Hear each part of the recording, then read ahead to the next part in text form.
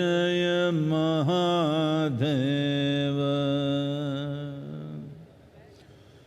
Jaya Jaya Jaya Mahadeva Shiva Shankar Adi Anant Shiva Shankar Adi Anant Jaya Jaya Jaya Jaya Jaya Jaya Jaya Jaya Jaya Jaya Mahadeva Jaya Jaya Jaya Mahadeva.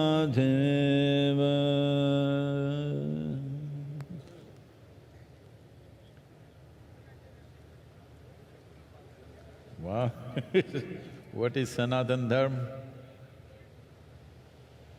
Let's understand these two words. Sanatana means eternal. Dharma means, not as it is being interpreted today, dharma means the law, that which rules. Sanatana Dharma literally means that framework of principles or laws which rule life eternally. There are certain things which are seasonal there are certain things which are generational, there are certain things which belong to different eras, but there is certain aspect of life which is for always, certain framework, certain laws which are for always. So today, maybe particularly in the political atmosphere, it is being seen as a certain identity. Sanatana means eternal. How can something be eternal unless it's all-inclusive? If something has to be eternal, it has to be all-inclusive, there is simply no other way. This and that cannot be eternal. Only that which embraces everything can be eternal.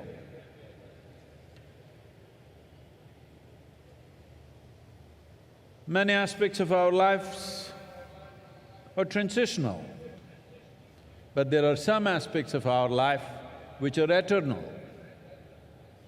If you recognize and realize the eternal laws or the Sanatana Dharma of your life, I want you to understand this not as a cultural identity, but as a fundamental to our existence.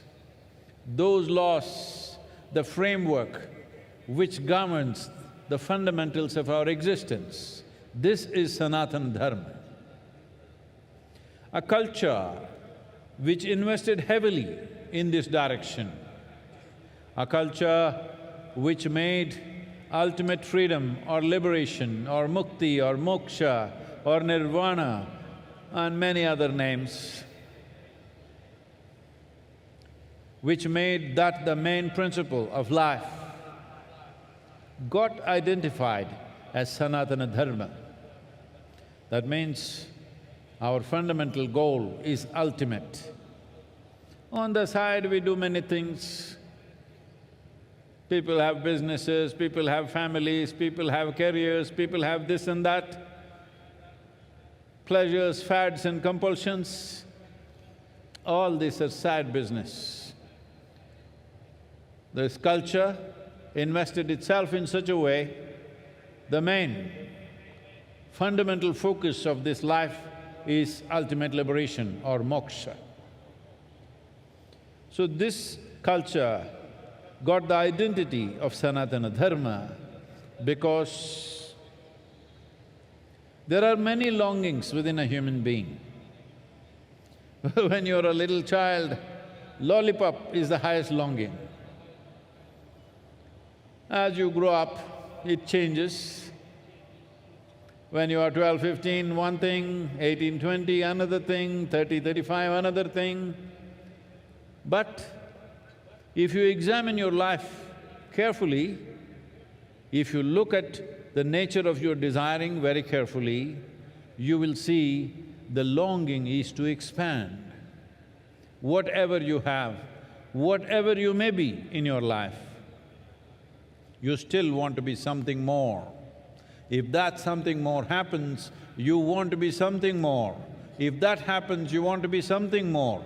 If you really look at it, you want to become limitless. This is the longing that the very nature of how human being is made is such that something within us does not like boundaries. Something within us wants to become boundless. If it finds an unconscious expression, if it finds a very physical expression, we call this sexuality.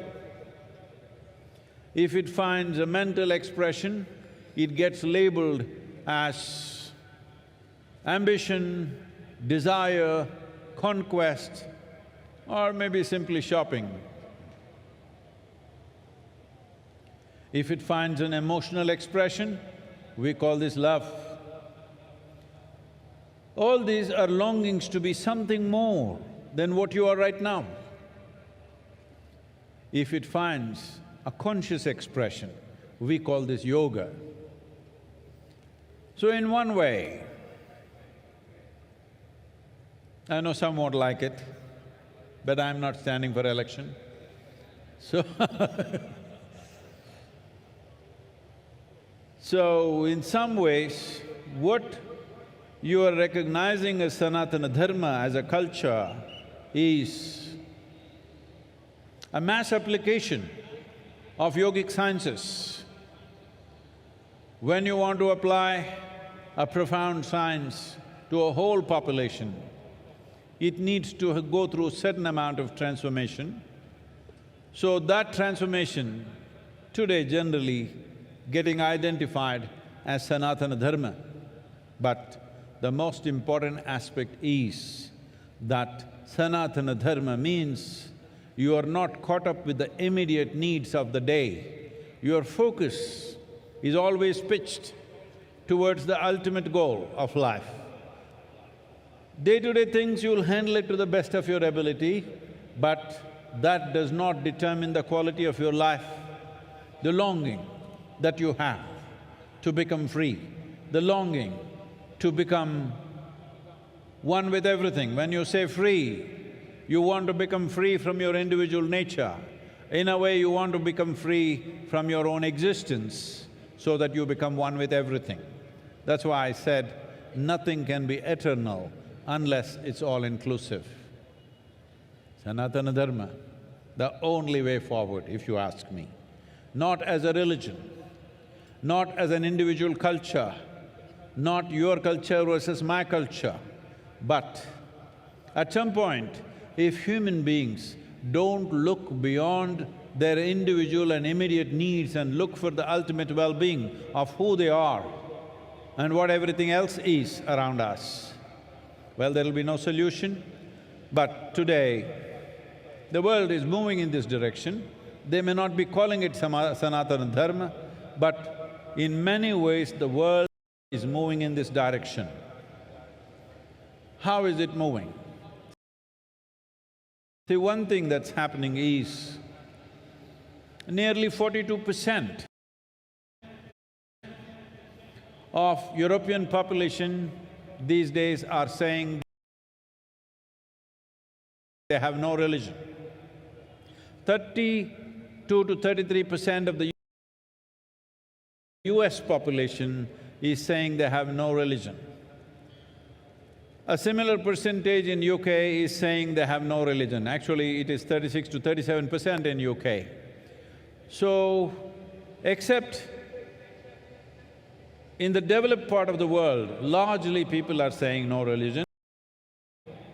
What this means is, the structures that were built up there in the sky, or to put it simply, the heavens are collapsing in people's minds. Nobody want to go to heaven anymore. I have seen this in the last 40 years. This year is going to be 40 years since I started teaching. So, in these 40 years, what I have seen is, about 20 years ago, at least in the Western societies, if you asked a group of people, how many of you want to go to heaven? 80% of the hands would go up. Today, if you go and ask a group of people, let's say 1,000 people are there, you ask them, how many of you want to go to heaven? Very hesitantly, very shy and embarrassed, 2-3 hands will go up. Rest of them say no. The young people don't want to go to heaven because whatever the old marketing machine which has been telling you what is there in heaven is not attractive to them. They're asking, is there free Wi-Fi? Hello? You want free Wi-Fi in heaven? So because of this, in people's minds, heavens are collapsing. When heavens collapse, what will fill the gap? The immediate gap will be filled by alcohol, drugs and other things, because people are trying to make something out of their life. But they will tire of that. The more intelligent will look beyond that. Those who indulge also will get tired of it after some time, but it'll take its toll, unfortunately. Then what is it? Then people will look for the science of well-being. That is what he stands for. This is why I said Adiyogi is not of the past, but a phenomenon of the future. Though it was well over 15,000 years ago, what he offered is a scientific, technological solution for the subjectivity of the human being. Not philosophy, not ideology, not belief system, not tickets to heaven, but the science of subjective well-being of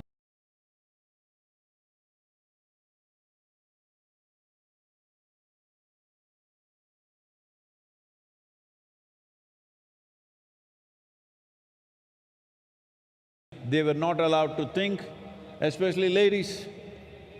You must appreciate the times because just 100, 200 years ago, you were not supposed to think at all. If you did think for yourself, you would get punishment for that. In this culture, it was not so much so, but in the rest of the world, it was very much so. Women were not supposed to think for themselves.